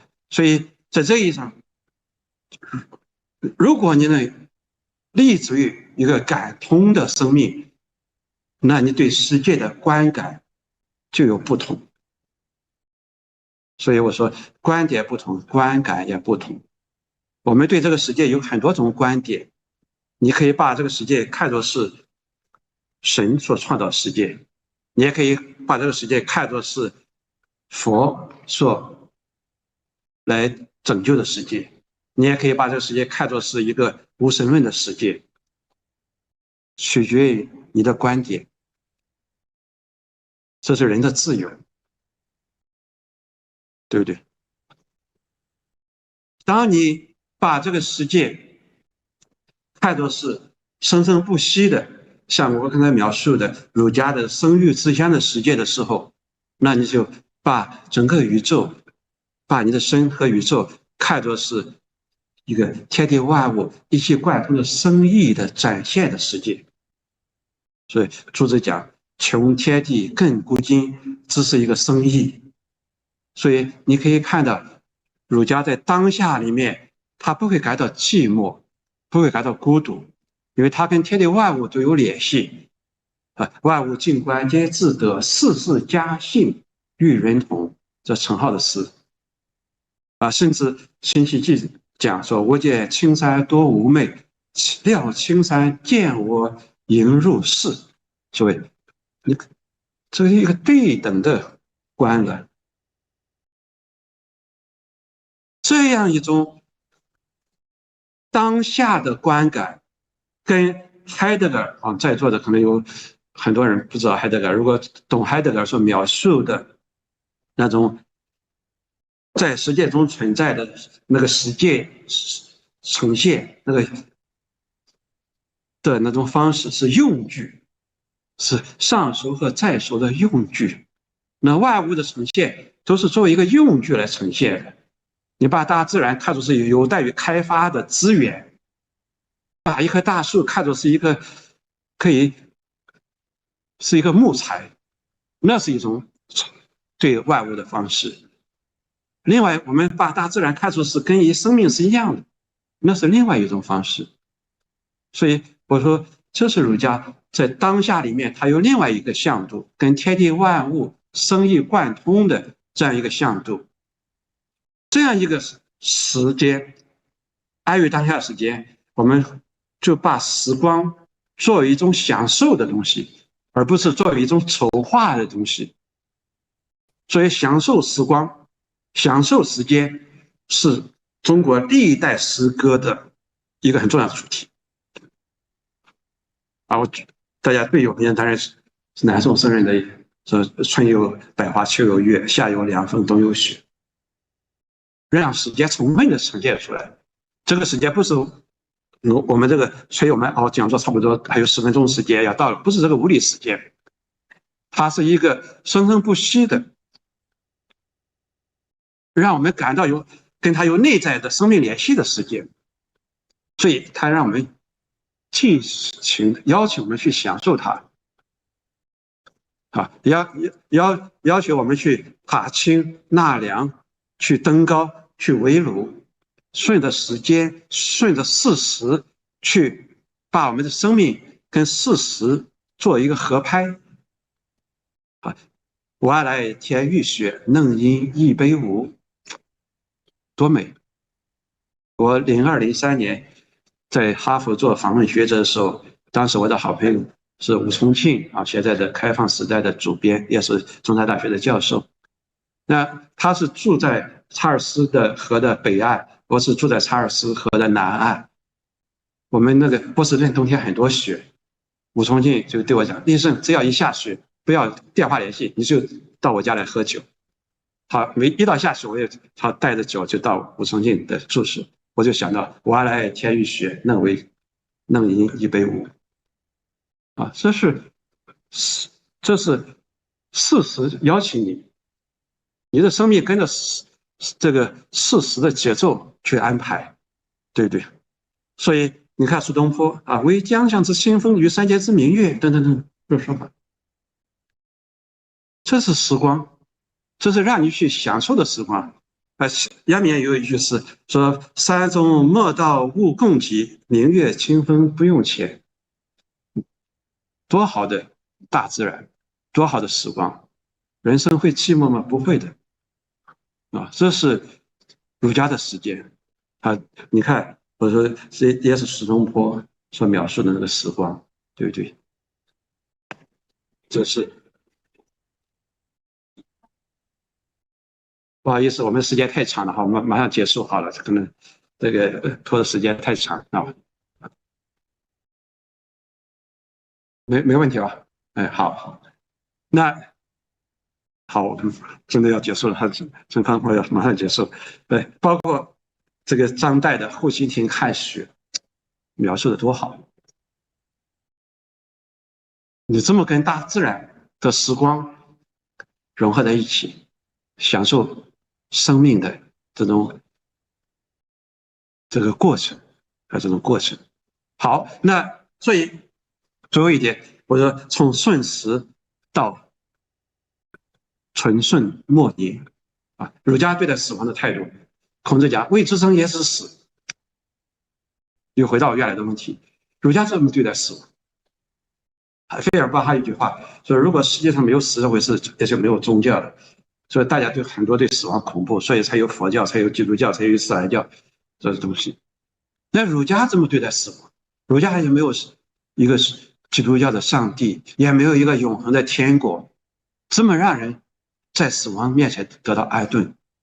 好，这是程颐刚才讲的程本力学的主人公跟汉威的一个对话，就能看到儒家对待死亡的态度。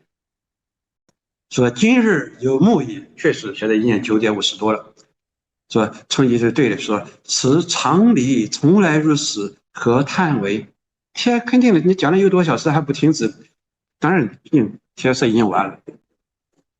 对，那汉威这么讲，老者行去矣。你看讲课讲了40多年，头发都掉了，真的这样。程颐这么讲，公不去可也。你留恋40年前像张学元那么英俊的样子，你可以不去呀。汉威一听来兴趣了，真的有这个返老还童的那个妙招吗？如何能无去？程颐讲不能，则去可也。这就是儒家的态度。生命就有生老病死，就像生命有春夏秋冬一样，你要顺着它。要顺着它，这是最好的面对死亡的态度，在我看来，这也是孔夫子未知生也是死，生死是一个理，就这个意思，就这个意思，好吧？所以我做一个小结，我说儒家的身体大学里面修身的身体是肉、魂、灵三位一体的身体，一定不是一个臭屁囊，不是的，他是跟着父母，连着兄弟，带着妻子，这是罗念的那个罗金熙的话，是在天地之间与人和物共同生活的一个活生生的身体。中国人的心是安于当下的心，所以中国人不是像浮士德追求无限，这是中白话讲，他是在一丘一壑、一花一鸟中发现了无限，表现了无限。所以你可以看到，因为身体和心灵的心是一起的，跟天地万物是连在一起的，跟天地是在天地万物中有着千丝万缕的关联。严格意义上，儒家生命的意义是发现的，是找到的。你处在一个什么位置，你是有什么样的生命的活动、行动，它不是你事先筹划的一个结果。现代人生是筹划的，这是传统人生和现代人生一个最大的区别，在我看来。好，所以这个涉及到一个结论性的话题，就是儒家所揭示的这种生活在当下的时间性，跟西方哲学的向思而在的时间性，我觉得是两种不同的时间性的时间形态。儒家所讲的当下是一个有充盈的、可细息的当下。中国哲学并非回避死亡，而是立足于一种生生不息的宇宙生命观，与天人合一的感应心性论，将生命的支点安置于与天地万物共鸣、不断创生的当下时刻。它提供了一种不同于以死亡为交叠的另一种本真存在的可能性。跟海德格尔所讲的，我觉得是不一样的一种本真的可能性。那时间的节律就是一个生命的节律，在传统中国社会，尽好本分、男婚女嫁、生老病死，生命中的每一个节点都有一个相应的安排和期待。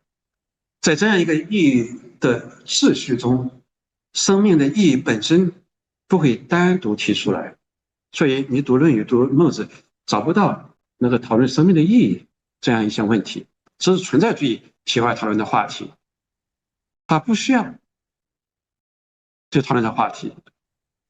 当然，最后一点，我们在日常生活中，在我们当下中，真的这么捍卫当下。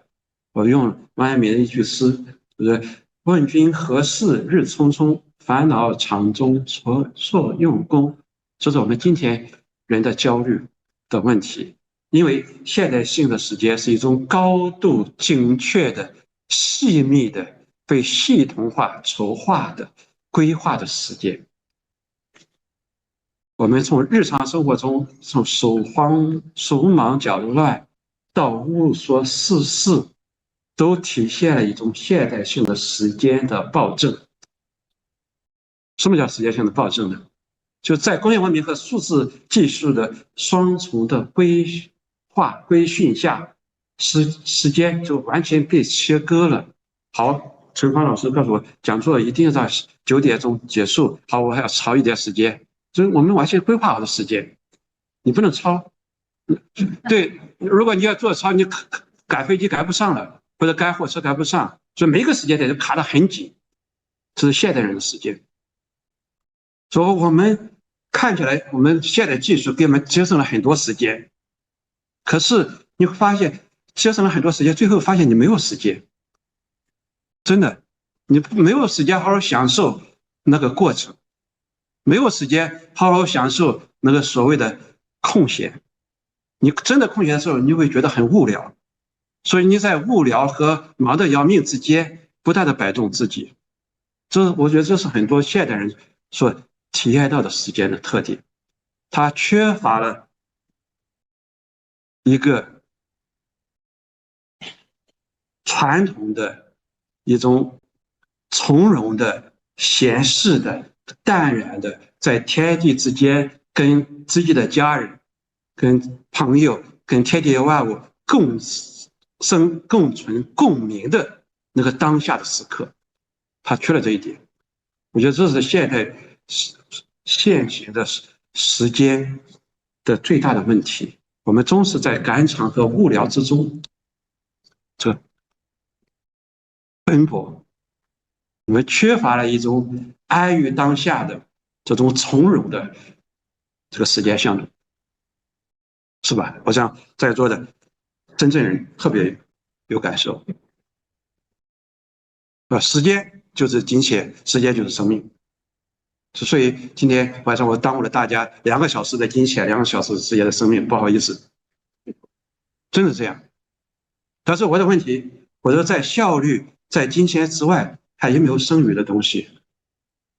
有没有一些在各种各样的人生的筹划之外，还有没有一些没有意义的、没有用的东西？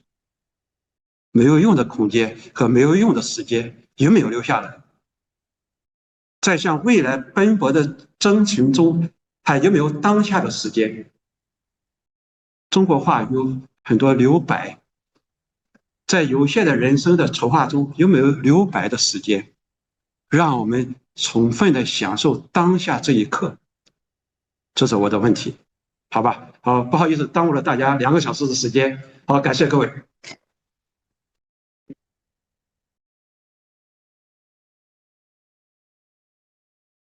谢谢老师的精彩的讲座。